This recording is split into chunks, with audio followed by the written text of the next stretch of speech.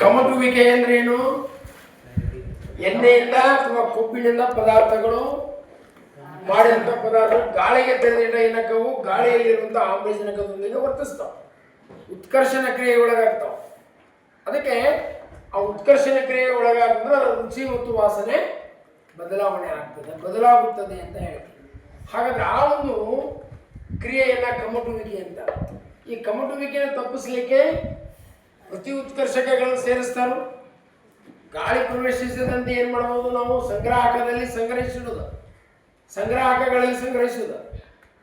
ಎಣ್ಣೆಯಿಂದ ಕರಿದ ಪದಾರ್ಥಗಳು ಅಥವಾ ಅಂಥ ಪದಾರ್ಥಗಳು ಕೊಬ್ಬರಿ ಇರ್ಬೋದು, ಗಾಳಿ ಪ್ರವೇಶಿಸದಂತೆ ಸಂಗ್ರಹ ಮಾಡೋದು.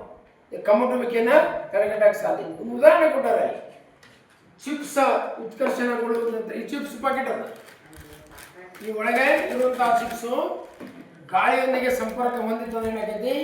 ಉತ್ಕರ್ಷಣ ಕ್ರಿಯೆ ಒಳಗಾಗ್ತದ, ಕಮಟುವಿಕೆ ಆಗ್ತದ, ರುಚಿ ವಾಸನೆ ಬದಲಾವಣೆ ಆಗ್ತದೆ.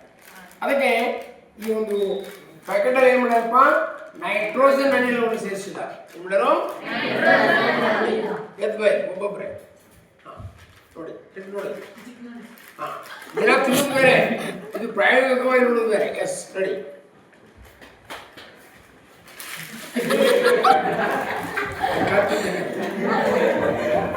ಓಕೆ,